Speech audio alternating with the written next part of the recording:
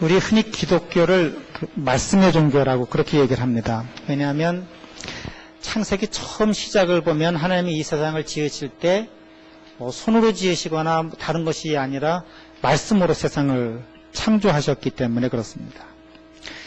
뿐만 아니라 요한복음의 말씀을 보면 말씀이 육신이 되어 세상에 오셨다고 하는 그런 고백이 있지요. 그 말씀으로 인간에게 하나님께서는 자기 자신을 드러내셨기 때문에 그렇죠. 뿐만 아니라 이 말하는 능력을 식물이나 나무나 동물에게 주지 않고 하나님께서는 사람에게 주셔서 사람은 말할 수 있는 그런 동물이 되었습니다. 뿐만 아니라 하나님께서 말씀으로 세상을 창조하셨던 그 말씀의 능력, 말의 힘이 있다고 하는 거죠. 그 말의 힘을 사람도 갖고 있습니다. 그래서 우리가 그냥 아무런 의미 없이 말하는 것 같고 쓸데없는 말 하는 것 같지만 사실은 그 말이 사람을 살리기도 하고 죽이기도 하는 그런 능력과 힘을 갖고 있다고 그렇게 우리는 고백합니다. 그렇기 때문에 더욱 하물며 교회에서 말하는 직책을 가진 사람들, 그것이 노래로 말을 하든 성경을 가르치는 입장에 있든 설교하는 사람이든 그 어떤 사람이든 말로 가르치는 사람들의 영향력은 아주 큽니다. 그래서 우리 기독교는 시작부터 지금 현재 이르기까지 말의 종교, 말씀의 종교라 이렇게 말씀할 수 있습니다. 말을 조심해야 한다고 하는 설교를 하면 가장 많이 인용되는, 물론 다른 성경에도 본문들이 많지만 오늘 우리가 읽은 야고보서 3장의 말씀입니다. 주보의 그 예배 순서 오른쪽 밑칸에 보면 설교를 요약할 수 있는 빈칸이 있고 다음 주 예배 본문 설교 본문이 있는데 오늘 설교 본문은 다음 주 설교 본문과 합해서 한꺼번에 3장 1절부터 13절까지를 읽었습니다. 잠언, 시편, 야고보, 마가복음 이렇게 있죠. 그래서 오늘 야고보음 3장 1절부터 12절까지의 말씀은 교회 안에서 말씀을 가르치는 사람들이 말을 잘 통제하고 혀를 통제해야 된다 하는 그런 교훈이고 그런 가르침입니다. 왜냐하면 오늘 여기 보면 말을 잘못하면 그 말 때문에 마치 작은 불이 온 숲을 다 태울 수 있는 것처럼 그런 작은 말이 교회를 살리기도 하고 죽이기도 하고 태울 수 있기 때문에 그렇습니다. 그래서 여기 오늘 본문을 보시면 말에 재갈을 물리듯 또는 큰 배를 작은 키 하나로 조정하듯 이 혀를 잘 통제하고 재갈을 물려서 몸을 선한 방향으로 좋은 방향으로 잘 이끌어갈 수 있도록 해야 된다 하는 것이 오늘 말씀이죠. 여러 가지 예를 많이 들었습니다. 한 삶에서 단물과 쓴물이 날 수 없는 것처럼 한 예배당 안에서 하나님을 찬양하다가 하나님의 사람인 그 옆사람을 저주하고 비난하고 욕할 수 없다. 마치 밤나무에서 감이 날리지 않고 감나무에서 포도가 나지 않는 것과 마찬가지다 하는 그런 말씀입니다. 얼마 전인데 제가 우리 에임스에 온 지 얼마 되지 않는 교인들에게 에임스에 대한 첫인상 어떤 겁니까? 하고 물었습니다. 그랬더니 에임스에 와서 제일 먼저 들은 말이 말 조심해라 하는 그런 말이었대요. 혹시 여러분들도 그런 말씀 들으셨나요? 근데 그런 말을 들어서 그런가 보다 했는데 맨 처음에 생각이 그랬는데 그것이 불과 얼마 가지 않아서 그 말을 실감했다고 합니다. 동네가 작으니까 무심코 던진 한마디가 편지 풍파를 일으키는 거죠. 좀 과장해서. 저도 이제 5년이 지나고 나니까 많이 익숙했는데 예를 들면 제가 처음 부임해서 토요일 날 아침에 임원회를 하면서 이거는 내일 예배 시간에 공포하기 전까지 좀 기다려 주시면 좋겠습니다 라고 얘기했는데 저녁 때가 되니까 저한테 벌써 귀에 들어와요. 그만큼 동네가 작고 다른 할 것이 없고 그러니까 말이 빠르게 돌고 쉽게 오가고 그 오가는 말들 때문에 사람들이 좋기도 하지만 상처받는 일들도 참 많지요. 그래서 이 언어학자들이 말하는 언어의 사회적 기능과 그 파장, 에임스에 오면 아주 쉽게 경험할 수 있죠. 옛날 시조에도 이런 시조가 있습니다. 말하기 좋다 하고 남의 말을 말 것이 남의 말 내 하면 남도 내 말 하는 것이 말로써 말이 많으니까 말을 말까 하노라.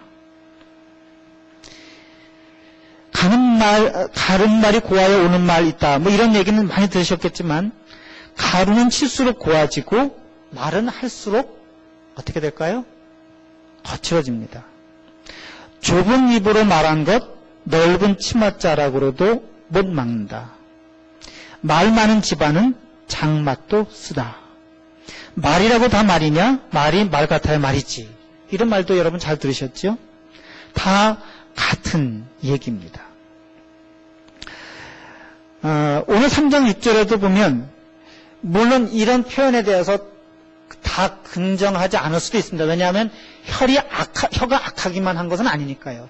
혀로 사람을 살릴 수도 있고 격려할 수도 있고 혀로 사랑의 언어를 나눌 수도 있는데 오늘 이 야고보에서는 그런 혀를 그런 측면도 있지만 그 혀의 부정적인 모습, 그래서 혀를 불이라고 또는 불의 세계라고 죽이는 독이 가득하다고 그렇게 표현했습니다. 혹시 이런 일을 경험해 보셨는지요? 아마 살다 보면 말 때문에, 흔히 그래서 이 말 때문에 겪는 어려움을 설화라고 그렇게 얘기하지 않았습니까? 이런 일들을 참 많이 겪지요. 그래서 어떻게 하면 이 말에서 죽이는 독이 가득하는 것을 뺄 수 있을까?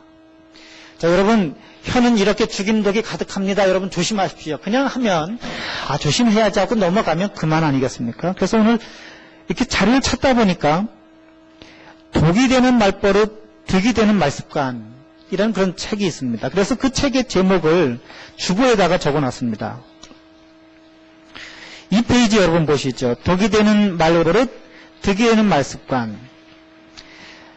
1단계부터 2단계, 3단계, 4단계, 5단계가 있는데 첫 번째 단계는 말에 돋친 가시를 뽑는 겁니다. 두 번째는 독을 빼고 그 말에 꿀을 바르고 말을 하는 사람들의 태도를 바꾸고 이제 마지막 단계는 가까운 사이일수록 말을 조심해야 된다. 우리는 가까우면 좀 말을 편하게 해야 된다고 생각해서 막 하는 경우도 있지 않습니까? 여기 있는 것들 중에서 혹시 여러분들 쭉 읽어보시면서 체크해 보시죠. 물론 이건 체크리스트를 하라고 한 건 아닙니다. 내게 필요한 것이 뭘까?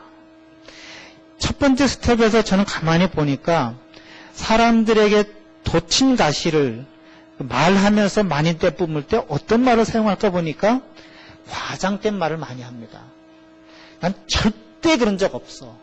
뭐 이런 얘기. 모두 다 세상은 쓸 것 없는 거야. 이런 얘기들.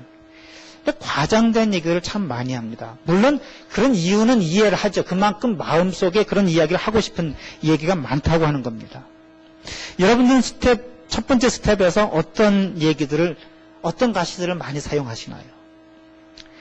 두 번째는 말 속에 있는 독인데 가만히 생각해 보니까 5가지 중에서 저는 어떤 독을 많이 쓰냐 하면 남의 기분을 넘겨짚는 것들을 참 많이 합니다. 이건 제 성격 때문이기도 해요. 다른 사람들이 좀 좋게 말해서 많이 배려하고 다른 사람 눈치를 많이 보다 보니까 혹시 저 사람이 이것 때문에 이런 얘기를 하지 않을까라고 생각하는데 그것을 긍정적이고 좋게 넘겨짚기보다는 저 사람이 분명히 이런 나쁜 생각을 가지고 이런 말을 했을 거야 라고 그런 기분을 넘겨짚지요.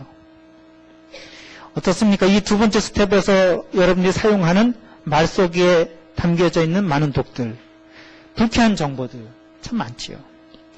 세 번째는 말이 참 표현이 재밌습니다. 이렇게 가시를 빼고 독을 빼면 말에 꿀을 바르랍니다. 상대방의 이름을 부른다든지 물건이 아닌 사람을 칭찬한다든지. 우리가 어디 음식 대접받으면 이 김치 참 맛있다, 이 찌개 참 맛있다 라고 얘기하는데 이걸 듣고서 김치를 칭찬할 것이 아니라 김치를 만든 사람을, 찌개를, 음식을 만든 사람을 칭찬해야 되는 거라는 것을 배웠습니다. 또 하나는 감사 인사는 한 번으로 모자른다. 많이 할수록 좋다 이런 얘기지요. 네 번째 스텝에서는 저는 1, 2, 3, 4, 5 그 안에 있는 내용들도 중요하지만 그 스텝을 설명하는 표현이 더 저를 자극을 주었습니다. 시선, 얼굴 표정, 태도를 바꿔야 된다고 하는 거지요. 태도만으로도 사람들에게 상처를 줄 수 있다고 하는 겁니다. 다섯 번째, 저는 여기 중에서 이신점심을 기대하지 않는다. 남자들이 많이 하는 그런 실수죠. 왜냐하면 말을 적게 하기 때문에 이 내 생각이나 내 마음을, 내 기분을 상대방도 알아줄 거야 라고 하는데 말하지 않으면 알 수 없다고 하는 겁니다. 그 파워포인트 준비 좀 해주시겠어요? 이 책에 보면 그래서 말의 그 독을 빼는 것, 가시를 빼는 것, 잘못하는 대화를 구체적으로 설명하고 있는데 오늘은 제가 이렇게 말씀드리는 거는 이 하나 가지고 우리 말 속에 있는 대화의 가시를 모두 다, 독을 모두 다 뺄 수 있다고 하는 것은 아닙니다. 예를 들자면 이런 대화가 있을 수 있으니까 예를 들어서 예를 들어 드릴 테니까 여러분들이 한번 이것을 보시고 여러분들의 대화를 바꿔보라고 하는 거죠. 이건 잘못된 대화인데 굵은 글씨가 고쳐야 하는 부분입니다. A는 남자 상사이고 B는 남자 부하 직원이에요. 자, 자네 때문에 일이 꼬여버렸잖아. 이걸 어떻게 할 거야? 그러니까 죄송합니다. 이게 몇 번째 실수인가? 실수를 묻습니다. 실수하는 게 재밌나? 죄송합니다. 자네 말이야. 회사 일을 어떻게 하는지 알기는 아나? 죄송합니다. 아니, 할 줄 아는 말이 죄송합니다밖에 없어? 아니요, 저는 다른 말도 할 줄 압니다. 뭐라고 지금 장난해? 이런 얘기예요. 근데 이 말을 바로 잡아보지요. 다음 페이지 넘겨주세요. 굵은 글씨는 잘못된 점을 바로 고친 부분이고 가로하는 고친 부분에 대한 설명입니다. 자, 자네 때문에 일이 꼬여버렸잖아. 잘 좀 하라고. 일을 어떻게 하는 건가? 라고 비꼬기보다는 잘 하라고 그 상사의 의도를 전달하는 겁니다. 그러니까 부하 직원이 죄송합니다. 다음에는 실수하지 않도록 노력하겠습니다. 이걸로 당연히 세 번째야.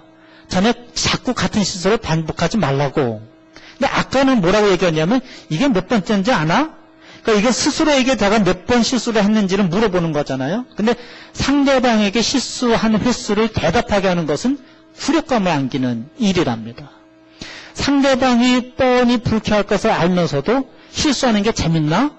이렇게 말하지 않아야 된다고 하는 거죠. 네, 그러면 네 번째 실수는 저지르지 않도록 주의하겠습니다. 다음 페이지.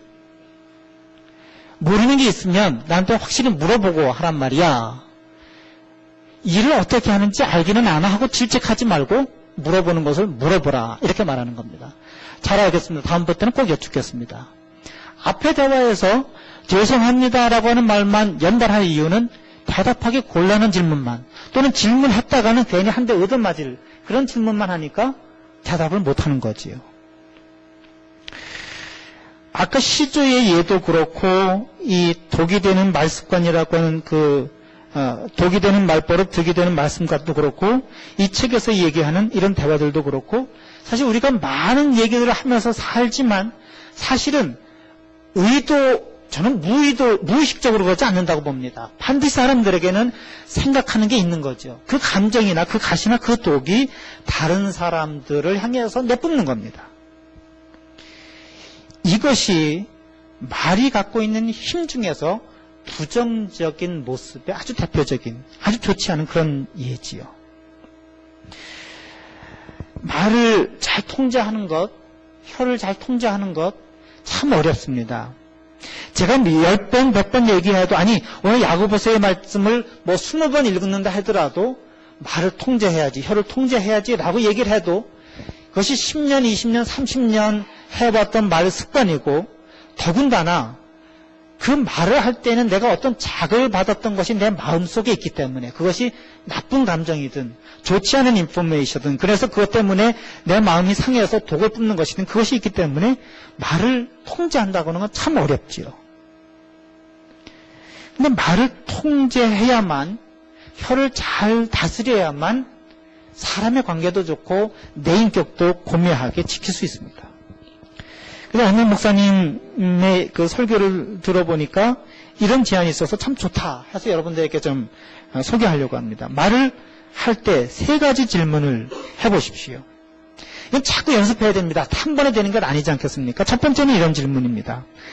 이 말이 내가 하는 말이 과연 사실인가? 말을 퍼뜨리기 이전에 이것이 과연 팩트인가 아니면 과장된 것인가 아니면 왜곡된 것인가 점검해봐야 합니다. 어떤 경우는 그것이 거짓말이 아니더라도 그러니까 거짓말이 아니더라도 명백한 진리가 아닐 때가 있습니다. 조심해야 되죠. 그래서 이 말을 할 때 이것이 사실인가? 그리고 내 인격과 삶을 들여서 이 말을 전할 만한 가치가 있는가? 이 말에 내 명예를 걸 자신이 있는가? 이 말을 할 때 내 자신이 이 말에 대해서 보증이 될 만한 자신이 있는가? 스스로에게 물어보라고 하는 겁니다. 괜히 사실을, 아니 그것이 사실이라 할지라도 다른 사람에게 전해서 그 사람도 상처되고 뿐만 아니라 내 자신의 명예와 내 자신의 인격도 깎아내린다면 굳이 그 이야기를 왜 전해야 되겠습니까? 두 번째 질문은 이 말이 꼭 필요한가 하는 질문을 스스로 해보시기 바랍니다. 말을 내뱉기 전에 스스로에게 이렇게 질문해 보십시오. 내가 왜 이 말을 해야 되는가? 이 말이 꼭 필요한가? 이 말을 듣는 사람이 반드시 필요한 말인가? 또는 이 말을 듣는 사람에게 내가 전하는 이 말이 도움이 되는 말인가? 이걸 스스로 생각해 보십시오. 세 번째는 이 말이 정말 사랑으로 하는 말인가? 우리가 다 같이 생각해 봐야 되는 그런 정말 중요한 질문입니다. 사랑을 포함한 친절한 말인가? 내가 하는 이 말이 상대방을 깎아내리려고 하는 말인가? 아니면 누군가를 헐뜯고 상처 주는 말인가? 앞에 말씀드린 것처럼 이 말이 사실이라 할지라도, 그리고 그것이 진리를 내포한다 할지라도, 물론 이제 뭐 전제가 좀 잘못될 수 있겠지만 사랑이 없이 그 말을 전했을 때 그 사람에게 모욕을 주거나 굴욕감을 주거나 창피를 주는 그런 말이라고 한다면 하지 말아야 하는 거죠. 여러분, 요즘은 제가 잘 얘기를 안 했지만 전에 여기 와서 제가 부임했을 때 한동안 많이 얘기했던 그 브루더후스 공동체라고 하는 얘기 여러분 기억하실지 모르겠어요. 아니면 처음 듣는 분들 계실 텐데. 아미시 공동체와 이런 공동체들처럼 독일에서 시작한 한 공동체인데 2차 대전 때 영국으로 건너갔다가 파라과이로 건너갔다가 지금 파라과이는 문 닫고 영국과 미국에 있고 호주인가 한국에서도 뭐 새로 시작한 것 같습니다. 제가 가봤던 곳은 펜실베니아인데 길을 두고 두 마을이 있었는데 한 마을마다 한 400명쯤, 한 곳은 450명, 350명쯤 이렇게 삽니다. 공동생산, 공동소유, 공동생활하는 그런 곳입니다. 집들은 다 가정들은 같이 있죠. 공동체를 깨뜨리는 가장 나쁜 것, 긍정적인 것이 아니라 다른 것이 아니라 다른 사람을 이간질하는 말입니다. 거기서 보면 다른 사람을 흉보는 그 말은 이미 그것 자체가 그 공동체가 깨졌다고 하는 증거예요. 그러니까 깨졌으니까 다른 사람을 흉본 거예요. 흉을 보니까 깨지는 것이 아니라 공동체가 깨졌으니까 흉을 보는 거예요. 그래서 그곳에서는 어떻게 얘기를 하냐 하면 다른 사람을 뒷얘기를 하지 않도록 아주 강력하게 훈련을 합니다. 습관에 배웠어요. 근데 다른 사람의 잘못을 봤잖아요. 근데 그걸 지적해 줘야 되잖아요. 그러면 어떻게 얘기하느냐? 뒤에 가서 얘기하지 않고 그 사람에게 직접 가서 얘기합니다. 스트레이트 토킹 하라고 하는 거죠. 근데 그 스트레이트 토킹 하는 것이 너희가 잘못했잖아 라고 지적하는 것일 수 있고, 그것을 지적받으면 지적받는 사람은 기분 나쁠 수도 있고 기분 나쁜 것만이 아니라 상처를 받을 수도 있으니까 언제까지 그 말을 참느냐? 사랑으로 그 말을 할 수 있을 때까지 참습니다. 그래서 그 말의 그 공동체의 원칙이 straight talking in love입니다. 이 말이 정말 사랑으로 하는 말인가? 사랑을 포함한 친절한 말인가? 하는 것을 생각해보고 그 말을 하라고 하는 겁니다.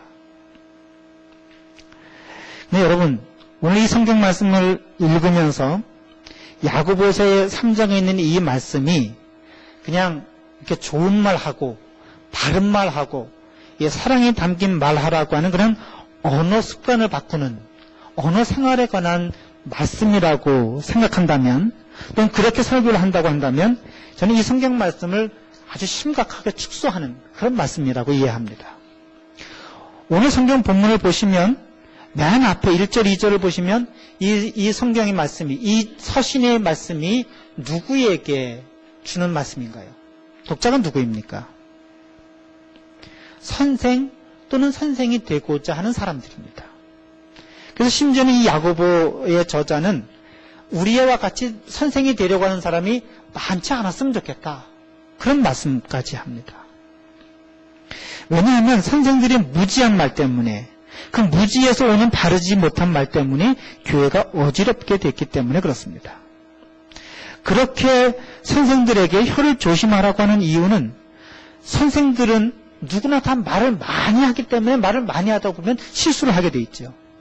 뿐만 아니라 동시에 교회에서는 말씀을 가르치는 사람들이 말씀을 가르치겠다고 하는 순수한 동기에서 선생이 된 것이 아니라 어떤 나쁜 동기를 가지고 선생이 되었다고 하는 그 배우의 숨은 동기가 있었기 때문에, 그 숨은 동기, 좋지 않은 동기를 가지고 선생이 되었기 때문에 좋지 않은 말을 하고 그 수준 있는, 실력 있는 좋은 말로 사람들을 가르치지 못했다 하는 그런 얘기입니다. 이 말씀을 이해하려면 그 당시 이 야고보서가 쓰여질 때 당시의 교회의 상황을 좀 이해해야 되는데, 모든 교회가 다 그런 것은 아니지만 이 야고보서를 읽는 그 교회에는 어떤 문제가 있었냐 하면, 교회 안에 들어온 좀 신분이 낮은 사람들, 배움이 낮은 사람들, 성경을 공부하는 데 좀 부족했던 사람들이 자기의 지위를 향상시키기 위한 방법과 수단으로 교사가 됐습니다. 유대인들은 제사장도 있었고 사두개인들도 있었고 또는 바리새인들도 있었는데, 이런 사람들 중에서 성경 말씀을 가르치는 사람들을 많이 존경했습니다. 그래서 그 당시 야고보 교회에 있는 그 많은 사람들도 유대인들이었고 대다수가 유대인 출신의 교인들이었기 때문에 말씀을 가르치는 사람들에 대해서 많은 존경을 했습니다. 그냥 마음적으로 언어적인 존경만이 아니라 교사가 되면 그 공동체의 지도자가 되고 존경과의 삶이 보장이 되었죠. 그래서 이 야고보 교회에 있는 사람들이, 신분이 좀 낮은 사람들이 자기 신분을 높이기 위한 신분 상승의 한 기회로 그런 교사가 되겠다고 한 거였습니다. 이게 요즘은 목사가 되는 것이 신분 상승인지 아닌지는 좀 잘 모르겠어요. 근데 예를 들면 이런 거죠. 이것저것 다 해보다가, 물론 그렇지 않은 분들이 많지만 다 해보다가 안 되면 에이 뭐 목회나 할까? 정말 좀 좋지 않은 동기죠. 신앙생활 열심히 하던 그 부모님들이 자식이 열심히 대학 가다가 잘 안 되면 야 너 그냥 신학교 나가라. 이거 별로 좋지 않은 동기죠. 이는 신분 상승의 기회로, 그런 기회로 삼아서 초대교회의 사람들이 선생이 됐고, 그렇기 때문에 수준이 맞지 않는 사람들이 말씀을 가르친다고 사람들 앞에서 나서서 말씀을 가르쳤습니다. 요즘 말로 하자면 우리 요즘 세대는 물론 사도나 또는 뭐 제사장 이런 사람이 없으니까 교회 안에서 말씀을 가르치는 사람들, 설교하는 목사로부터 시작해서 말씀을 가르치는 교사들, 아동부, 중고등부, 뭐 청년부, 장년부 다 할 것 없이 말씀을 가르치는 사람들, 속해서 말씀을 인도하는 사람들 다, 뭐 목장에서 목장이든 뭐 목주든 뭐 셀그룹의 리더든 다 말씀을 가르치는 사람들이 해당된다고 볼 수 있을 겁니다. 근데 사실은 이 신분 상승의 기회로 삼았던 그 초대교회 사람들이 그렇게 성경 말씀을 잘못 가르치고 그런 일들 때문에 사람들에게 상처를 주고 교회에 평지풍파를 일으켰던 그 이유가 성경 말씀에 대한 부정확한 이해, 성경 말씀에 대한 이렇게 말하면 좀 어감이 강하지만 천박한 이해, 이런 것도 있었지만 오늘 성경 말씀을 보면 그들이 잘못된 말의 근원이 3장 14절 16절에 보면 이기적인 야심, 자신을 자랑하는 교만, 이것을 표하는 세상의 정욕, 이것들 때문이라고 그렇게 보고 있습니다. 여러분, 우리 교회에서도 요즘 보면 한국 교회에 많은 문제가 생기는 이유가 문제가 문제여서가 아니라, 또는 사람들이 나빠서가 아니라, 사람들이 특별히 교회에 모여있는 사람들이 더 성정이 나빠서가 아니라 잘못된 가르침을 주었기 때문이라고 봅니다. 말씀을 가르치는 목사들을 예를 들면 말씀을 가르친다는 순수한 동기로 목사가 됐다고 다들 얘기하는데 목사들끼리 앉아서 이야기하는 얘기들 중에 당신 목사님네 교회의 교인 수가 얼마야? 재정이 얼마야? 이게 가장 큰 대화의 소재입니다. 그러면서 교회가 크게 되면 성공한 목사야. 교회에서 설교 시간에 성공이 그것이 아니라고 얘기하면서 숫자나 돈이 아니라고 얘기하면서 목사들 자기들끼리 얘기할 때는 큰 교회, 큰 건물, 많은 헌금을 가진 교회는 성공한 교회라고 얘기하는 것. 우리 감리교회에서 이번에 법을 새로 바꾸면서 교회의 헌법에 아버지와 아들이 같은 교회를 섬길 수 없다. 장인과 사위가 같은 교회를 섬길 수 없다. 장로의 아들이 그 교회를 섬길 수 없다고 하는 금지 조항을 넣습니다. 그래서 이게 지금 교계신문뿐만 아니라 조선일보, 중앙일보, 동아일보까지 흔히 말하는 조중동까지 신문에 났습니다. 교회 세습 금지법이라고 하는 거죠.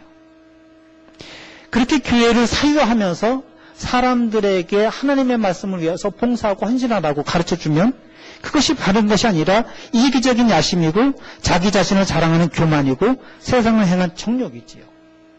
그러니까 아무리 겉으로 말은 표현을 어떠하다 할지라도 말로 보여주는, 행동으로 보여주는 그런 행동이 이기심과 야심과 교만과 정욕을 가르쳐줬으니까 그 안에서 보여지는 모습들은 서로 다투고 시기하고 질투하는 그런 일들밖에 일어나지 않겠는가.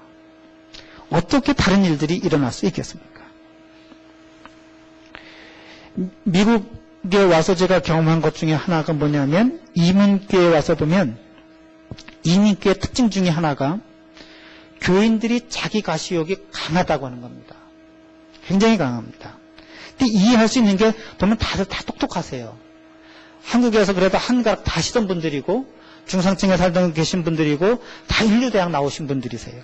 근데 미국에 와서 하는 일이 이걸 그런 일을 폄하해서가 아니라 그 공부하고 신분에 맞는 그런 걸맞는 일을 못하고 있지요. 샌드위치 가게에서 일하거나 세탁소에서 다림질 하거나 이러니까 교회에 와서는 내가 이런 사람이다 하는 것을 좀 과시하고 싶은 거예요. 근데 그렇게 과시하는 일 중에 하나가 교회에서 직분을 맡고 교회에서 일을 맡는 겁니다. 그런 잘못된 동기나 잘못된 이유로 교회에서 봉사를 하니까 그 교회가 분란이 생길 수밖에 없지요. 그래서 한국교회에서는 물론 한국교회에서도 그런 일들이 있지만 이민교회에서 장로를 시켜주지 않으면 따로 교회를 세워서 자기가 장로가 됩니다. 그런 일들이 비일비재해요.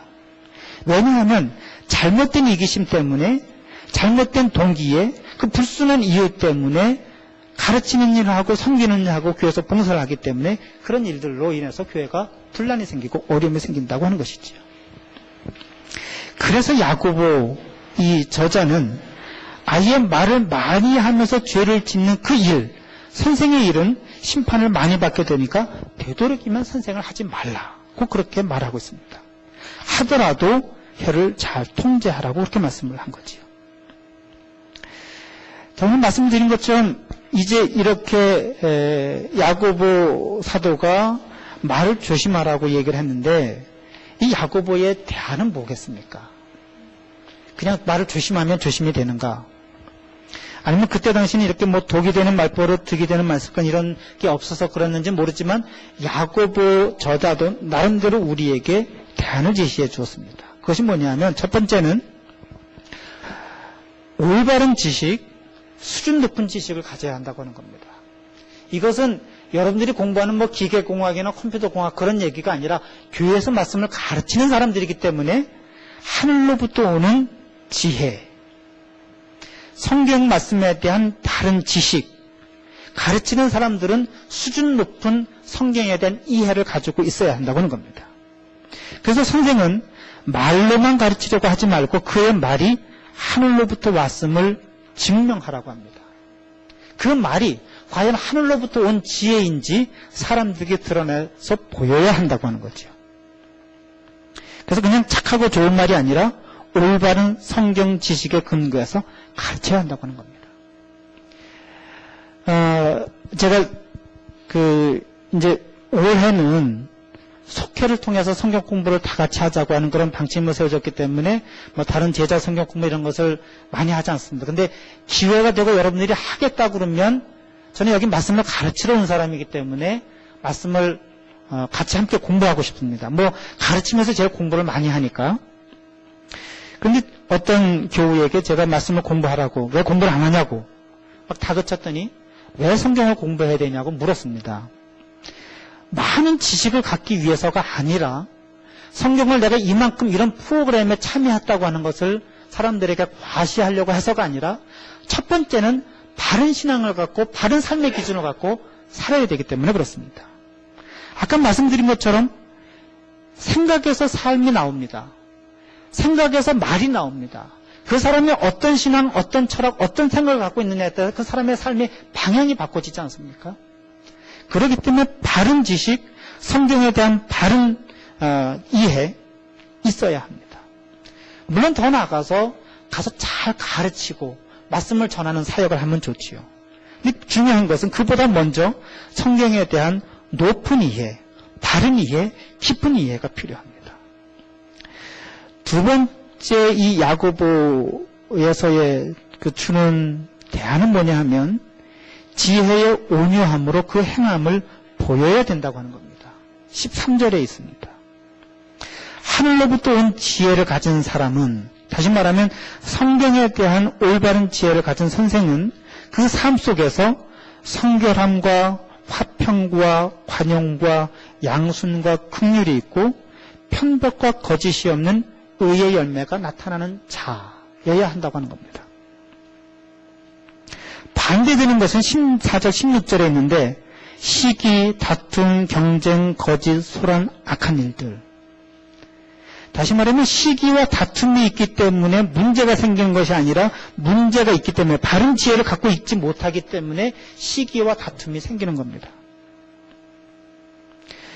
여기서 이 야고보서의 저자는 아까 그 지혜의 온유함으로 행함을 보인다고 할 때 그 화평이라는 말, 교회를 화평케 하는 자라고 하는 그 말을 예수님께서 썼던 그 말과 동일한 단어를 썼습니다. 예수님께서 산상수훈에서 가르치실 때 화평케 하는 자들은 복이 있다. 그들은 하나님의 아들이라 일컬음을 받을 것이다 하는 그 말씀과 같은 말씀을 써서 화평케 하는 참 지혜, 이것이 하늘로부터 온 지혜를 받은 사람이 교회 안에서 이루어야 하는, 본을 보여야 하는, 행함으로 드러내야 하는 그런 모습입니다. 그래서 트러블 메이커가 아니라 피스메이커가 되는 것, 이 징표가 하늘로부터 오는 참된 지혜를 가진 사람들의 모습이고 삶의 징표라고 하는 겁니다. 그래서 여러분, 어느 철학자가, 그 철학자의 이름은 잊어버렸는데 말은 사상의 옷이라고 하는 그 표현이 정말 맞습니다. 내가 어떤 신앙을 갖고 있느냐, 어떤 성경에 대한 이해를 갖고 있느냐 하는 것이 우리의 말로, 표정으로, 언어와 행동으로 드러난다고 하는 거지요. 성경 말씀을 보면 물론 축복의 말씀도 있습니다. 잘 될 것이라고 하는 그런 표현들도 있죠. 영혼이 잘 되면 범사가 잘 되고 강건하다 하는 말씀이 있습니다. 근데 성경 말씀을 보면 그런 복받는 이야기뿐만 아니라 복을 받은 사람이 어떻게 살아야 하는지 이야기가 훨씬 더 많습니다. 근데 왜 성경을 읽으면서 그런 얘기들은 다 빼고 그저 건강의 복, 물질의 복, 이런 복 얘기만 하는지는 모르겠어요. 그렇게 얘기가 되니까 결국은 우리의 신앙의 생활 모든 그 초점이 현실에서 받는 복에 초점이 맞춰지는 거죠. 성경은 그렇지 않습니다. 훨씬 더 높은 수준의 신앙의 생활을 요구하고 신앙의 이해를 요구하고 있습니다. 아브라함을 하나님께서 부르신 것이 땅을 주고 자식의 복을 주라고 부르셨나요? 물론 그것은 복받은 사람으로서 살아가는 데 필요한 삶의 조건이기 때문에 당연히 줘야 되는 겁니다. 왜? 아브라함은 그때 당시 떠돌이 사는 사람이었기 때문에 정착해서 살려면 땅이 필요했으니까 땅을 주시는 거예요. 요즘 세상으로 하자면 다른 것을 주셨겠지요. 아브라함에게 주신 것은 그것보다 더 중요한 것이 아니라 복의 근원이 되라고 하는 겁니다. 그래서 내가 복을 빌면 다른 사람이 복을 받고 내가 저주를 하면 다른 사람이 저주를 받는 그런 하나님께서 주시는 복의 통로, 복의 근원이 되라고 하는 거죠. 그 복의 근원으로 되어서 살아가야 되는 삶의 모습이 어떤 겁니까? 소돔과 고모라 같은 사람이, 소돔과 고모라 같은 그런 시가 있는데, 거기 그 도시를 바라보면서 하나님 저 도시를 구해주세요라고 기도만 할 것이 아니라 그곳에 가서 10명의 의인을 만들려고 하는 것이 하나님의 요구입니다. 그래서 우리의 바른 삶에서 바른 말이 나오고 바른 신학에서 바른 삶이 생겨날 수밖에 없습니다. 이제 말씀을 마치려고 하는데 구약 성경에 보면 그 아가서 2장 15절에 보면 이런 표현이 있습니다. 우리를 위하여 여우 곧 포도원을 허는 작은 여우를 잡으라. 우리의 포도원에 꽃이 피었습니다. 이스라엘에는 설치류들, 쥐나 두저지나 이런 것을 잡아먹는 짐승이 여우나 자칼이 있습니다. 근데 자칼은 떼를 찧어서 다닌다 그러고 여우는 이제 혼자 다니면서 이렇게 사는데, 포도원 주인이 이 포도나무를 심고 그런 자칼이나 여우가 들어오지 못하도록 담장을 이렇게 빙 둘렀습니다. 근데 이제 설치류가 가장 번식하는 시기가 3, 4월이고, 그래서 그 설치류들, 쥐나 이런 것들을 잡아먹는 여우의 그 활동이 가장 활발한 때가 3, 4월이고, 그 3, 4월에는 또한 포도나무에서 꽃이 피는 그런 시절입니다. 그러니까 쥐들이 굴을 파고 다니면서 여기저기 막 하고 다니니까 이 쥐를 잡아먹으려고 여우가 여기저기 막 뛰어다니다 보면 그 담장을 허물게 되고, 그 담장을 허물어서 그 여우들이 포도원 안에 들어서 막 설치고 뛰어다니다 보면 나무도 상하게 하고 포도나무의 꽃도 떨어뜨리게 해서 결국은 한해 농사를 망치게 한다 하는 겁니다. 그래서 우리를 위하여, 그것이 이 영어로 얘기하면 우위가 아니라 돌담, 그 포도원 담을 위하여 포도원을 허는 작은 여우를 잡으라. 우리의 포도원에 꽃이 피었습니다. 그 포도원에 꽃이 피어서 그 여우가 뛰어돌아다니면 우리를 위하여 그 사람을 위하는지 갑자기 생각이 헷갈리네요. 아무튼 포도원에 꽃이 피면, 이 영어로 이건 그래서 다시 읽어봐야 돼요. 그 꽃이 떨어지니까 하는 농사를 망치기 위해서 그 포도원에 여우가 들어오지 못하도록 여우를 잡으라고 하는 겁니다. 포도원은 뭐냐 하면 우리의 인생이에요. 포도원에 꽃이 피는 것은 여러분이 이 세상에서 얻는 성공이고 세상의 형통함입니다. 이 삶의 성공과 형통함을 깨고 망가뜨리고 부서뜨리는 건 뭐냐? 그게 여우예요. 그 여우가 담을 허물지 못하도록 우리의 입을 막고 통제해야 된다고 하는 그런 얘기입니다. 여러분, 다 성공하기를 원하시죠? 말 한마디 때문에 인생을 망치는 사람이 얼마나 많습니까? 형통하기를 원하시죠? 그런데 말 한마디 때문에 사람의 관계가 불통하는 일이 얼마나 많습니까?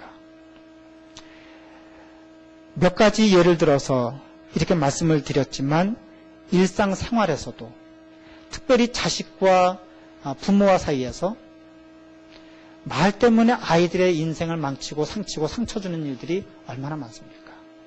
교회 안에서 가르치는 사람들이 또는 성도들 사이에 말 때문에 상처를 주고 아픔을 주는 일들이 얼마나 많습니까? 그래서 오늘 야고보서의 말씀처럼 우리의 가능하다면 말에 자갈을 물리는 것처럼 우리의 나쁜 언어 습관에 자갈을 물렸으면 좋겠습니다. 혀를 조심했으면 좋겠습니다. 그리고 아까 말씀드린 것처럼 독이 되는 말이 아니라 사람들에게 득이 되는 말의 습관을, 그래서 다른 사람들에게 칭찬하고 격려해서 그럼 결국 그 칭찬과 격려가 그 사람에게 가느냐, 그것이 아니라 그 말하는 사람이 어떤 사람인지, 어떤 인격과 어떤 그 성품을 가진 사람인지 사람들로 다시 존경으로 되돌아온다고 하는 것을 기억하셔서 여러분들의 성공한 인생이 되기 위한 그 길에 인생을 혀무는 여우, 말을 잘 다스리는 그런 한 주간이 되시기를 바라고, 그런 한 주간의 습관이 여러분의 평생의 삶을 좌우할 수 있기를 주님의 이름으로 축원합니다. 기도하겠습니다.